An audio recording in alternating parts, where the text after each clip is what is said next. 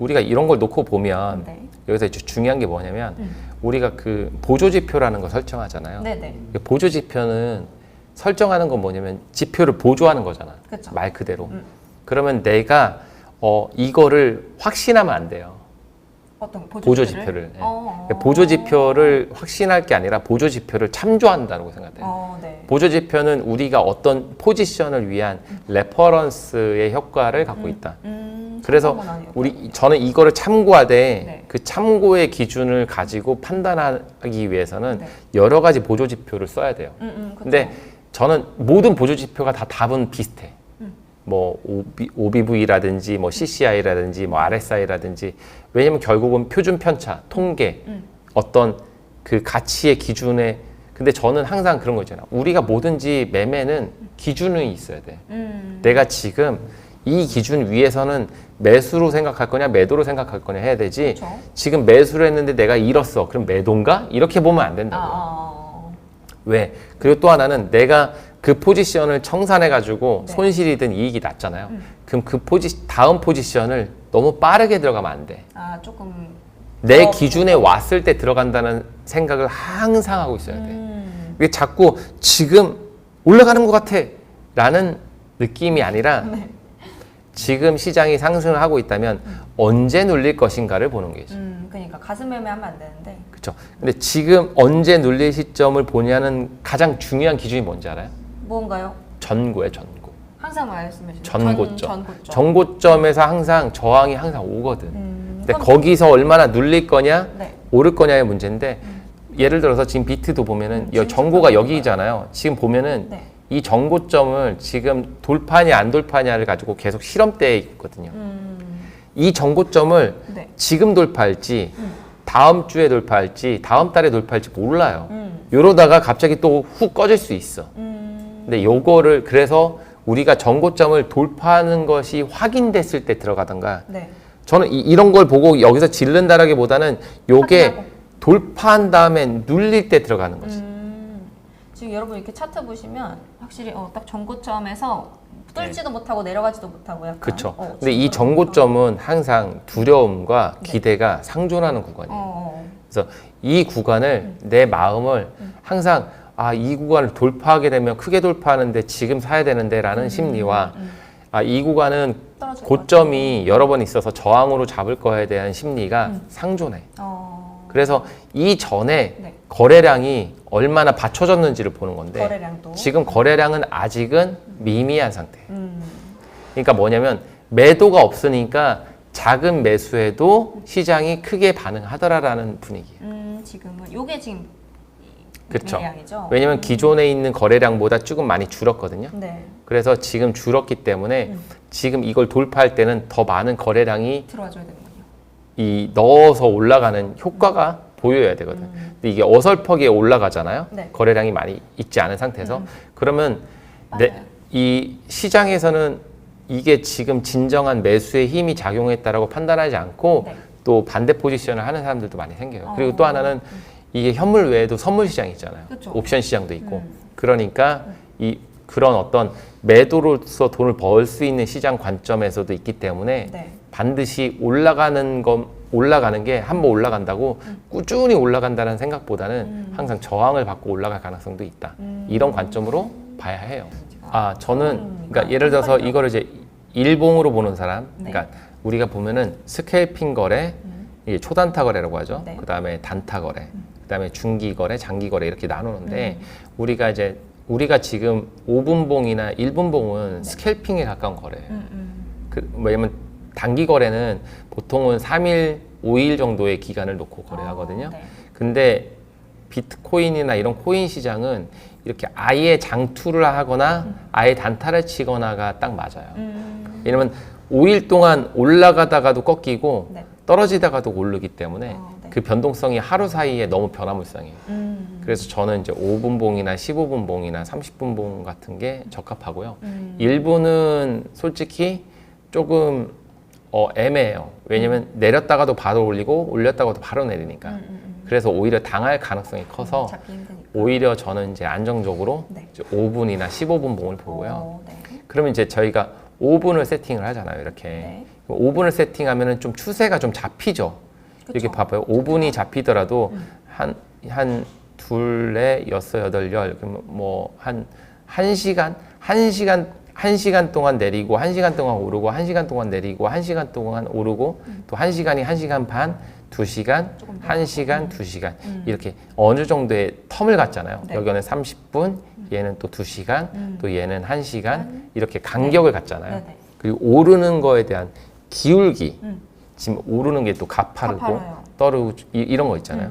그래서 저는 중요한 게 뭐냐면 여기 보면은 이제 저항을 한번 맞았잖아요. 5분이. 네. 그럼 보통 여기 통계적으로 보자고요. 음봉이 나왔으면 음봉이 연속될 확률이 높아 보이죠. 지금 보면. 계속되네요. 네, 네. 그러면 저는 이 첫 음봉이 네. 이제 음봉 연속 시작이다. 음봉이 좀 이어지다가 아. 양봉으로 나올 가능성이 있기 때문에 그럼 제가 음봉이 어디까지로 음봉을 볼 것이냐가 중요해요. 그럼 그거는 저는 첫 번째가 전저예요, 전저. 전전전. 전저보다 조금 한 4%, 5% 오른 이 위치예요. 저는 이제 이런 식으로 네. 여기까지가 이제 하락 관점이고 또 여기 고점, 전고를 돌파했던 시점 이런 데서 이제 뭐 50% 정산, 50% 청산 뭐 이런 절차를 밟아요. 전략이죠, 전략. 네. 그리고 여기서 다시 매수 포지션 잡느냐 아니에요. 아니에요. 또 다시 이게 양봉으로 나오는 시점. 얘가 더 빠질 수도 있잖아요. 그렇죠, 그렇죠. 그러니까 그 추세를 끌고 가야 되니까 제가 어느 지점에 50% 청산하면 나머지는 양봉이 나오기 전까지 들고 있습니다. 이제 그렇게 전략을 짜서 해요. 그걸 누적시키는 거죠. 계속. 계속해서. 네. 그래서 이렇게 5분봉으로 보면 네. 이 방향성이 어느 정도 좀 잡혀가 있다는 게 느껴지죠. 좀 이- 차트를 넓게 보여야 그렇죠. 되네. 그리고 또 하나는 네. 이제 제가 이제 보조지표 세팅을 안 했는데 여기서 이제 볼린저 밴드를 세팅을 해볼게요.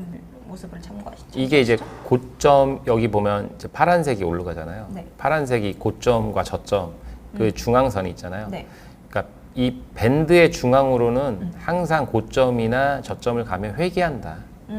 이게 이제 여기 중앙을 돌파하면서 올라간다는 거죠. 아, 네네. 그러니까 얘는 그 간극을 내가 근데 이제 그런 얘기를 했어요. 제가 뭐라고 얘기했냐면 이걸 돌파하면 네. 강하게 뚫었잖아요. 그죠. 그럼 더 올라갈 가능성이 있어요. 네. 그래서 이걸 뚫었을 때와 여기를 꼬리를 달았을 때를 보거든요. 그래서 이제 이런 식으로 요 시점에 제가 매도 들어가면 네. 이제 손실을 입죠. 그래서 저는 어떤 때 들어가냐면 이게 매수가 확정되거나 네. 매도가 확정될 때 네. 들어가는 편이 많은데 아직 확정이라고 안 보시나요? 그러니까 아마 저 같으면은 여기를 깼을 때 아마 여기서 진입을 했을 것 같아요. 진입했어요, 저. 아, 했어요? 그럼 아까 요 타이밍에 제가 네. 진입을 해봤습니다. 왜냐면은 지도자도 그러면 모르게. 지금 이제 매도의 압력이 이제 2번 작용했잖아요. 네. 그럼 이제 이게 얼마나 작용할지 모르겠지만 지금 매도의 압력은 꽤 있어요. 네. 아직도. 네. 예. 단기적인 관점에서.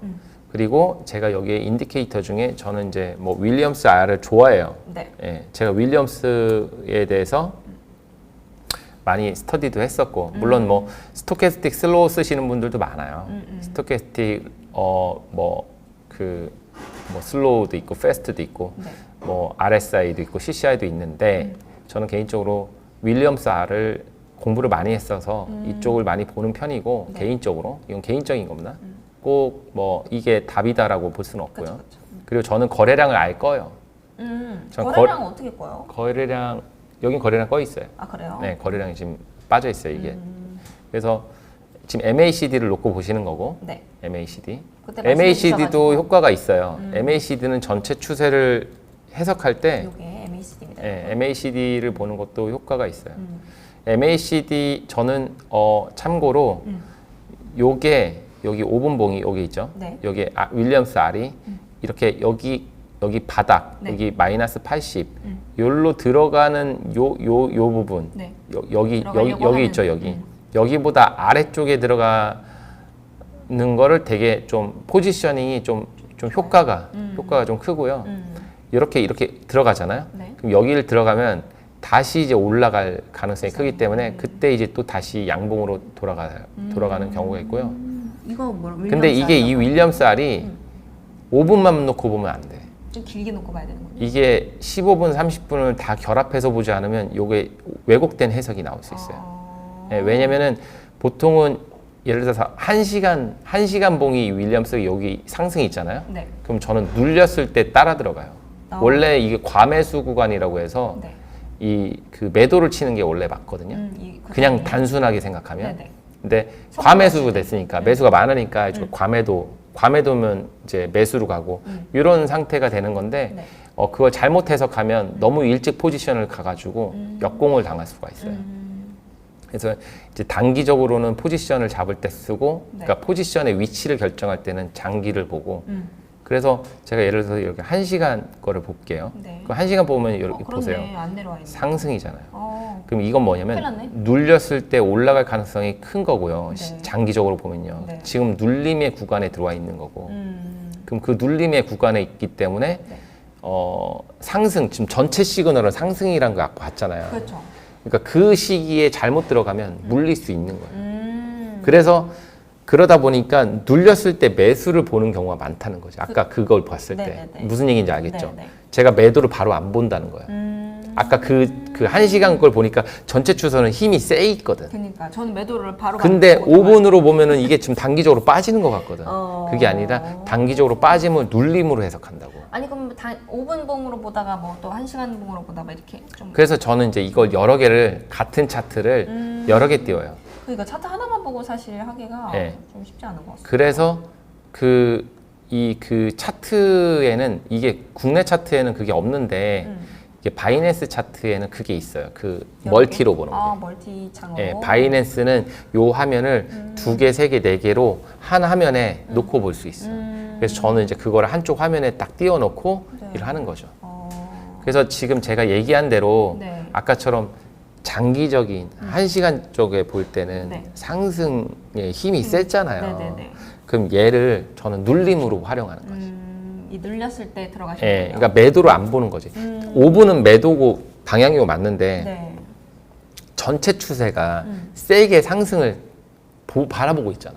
이때는 매도로 함부로 들어가면 안 되고 눌렸을 때 매수로 보는 전략을 보는 게 맞다. 그러니까 떨어지는 것도 먹고 올라가는 것도 먹고 싶겠죠. 그렇죠, 그렇죠. 하지만 전체 추세의 방향을 놓고 내 포지션이 어떻게 전략을 짜는 게 좋은가 생각해보세요.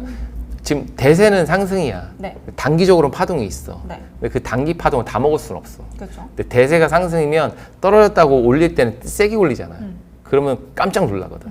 그러니까 떨어지는 눌림의 위치를 판단해서 내가 언제 매수 시점을 고를 거냐. 그러면은 이렇게 떨어지는 걸 들여다볼 게 아니라 네. 이렇게 떨어졌을 때 올라가는 시점을 들여다보고 네. 이런 올라가는 시점에서 시점에 사는 거. 들어간다. 그럼 떨어질 때는 전저 위치에서 올라가려고 할 때, 네. 아니면 올라가서 오. 전저의 그러니까 지금 전 시가 네. 시가를 좀 잘 지지하려고 할 때. 그때 들어간다는 말씀이죠. 그렇죠. 그래서 저는 오히려 지금이 네. 매수하는 느낌처럼 보여요. 반대로. 왜냐면 여기 보면 매수세도 강하고 전고를 있어요. 네. 여기 보면 전고를 또 지지했잖아요. 네네. 그, 안 깨지고. 예, 그러니까 오히려 매수의 효과가 더 세지 않느냐 이렇게 보는 거예요. 그러면 이제 빨리 포지션을 청산하고 맞아요.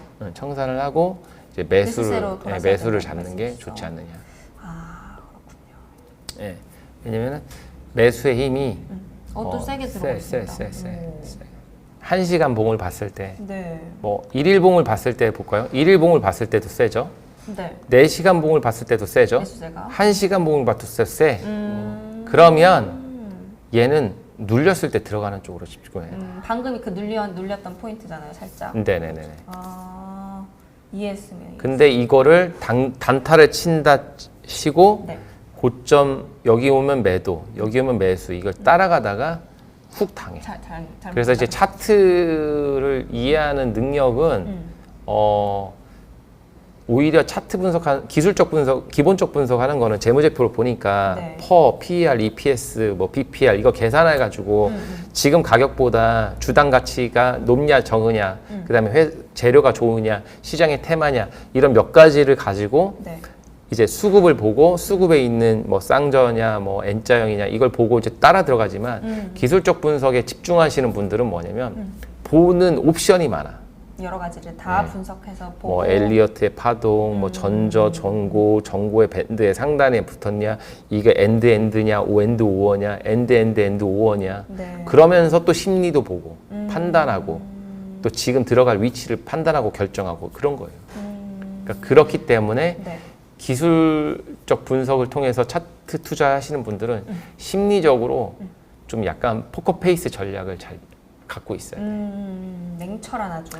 예. 그러니까 제가 아까 필요하군요. 따라 들어갈 필요도 없고, 걱정할 필요도 없고, 장기적인 안목을 가져야 된다. 그리고 그 시선에서 내가 중요한 포지션이 왔을 때 빨리 그 행동을 하는 거 중요하고요. 또 하나는 지금 국내의 오전 시장의 파동은 네. 그닥 그 변동성이 적다. 적당. 예. 그래서 이 시기에는 오르지도 떨어지도 않는 경우가 너무 많아요. 예, 왜냐면 미장의 비트와 ETF 시장이 있던 그 미장의 네. 그 시간대, 미장이 개장해서 시간대. 거래되는 그 시간대의 효과가 상당히 강하니까 그 효과의 상황을 보는 게 더 움직임이 유리합니다. 그렇군요. 코인 같은 경우는 미장의 흐름을 좀 차트를 보면서 여러분 만약에 여러 개를 좀 보실 수 있다면 이렇게 하시는 것도 예, 좋을 그래서 것 우리가 같고. 단타 대결을 할 때는 네. 그날 변동성이 이제 비트나 이더가 좋으면 그걸로 하는 거고 아마 변동성이 좋은 걸로 하는 게 낫네요. 예, 그쵸. 왜냐면 그래야 손실 회복도 빠르고 그쵸. 하지만 손실률도 빨라요. 뭐든 그쵸. 예, 항상 내가 벌었으면 반대로 생각하면 내가 이만큼 일 수도 일 수 있다. 있었는데 라는 생각도 같이 가져야 돼요. 그래서 이거는 전략으로 해야 되는 거예요. 전략적인 싸움으로. 예, 우리가 저도 같은 경우도 블랙잭이나 이런 거 할 때 네. 보면 저는 딜러를 죽이는 데 집중하지 내가 따는 데 집중하지 않아. 딜러를 죽이면 모두가 이익이고 네. 그래야만 딜러의 마인드가 흔들려야 이 전체의 판세가 우리에게 유리해지니까. 유리해진다. 예. 그래서 저는 중요한 거는 어떻게 방향을 잡아가느냐. 네. 이 내가 갖고 있는 종목을 이해할 때 어떻게 해석해내느냐 상당히 중요하다.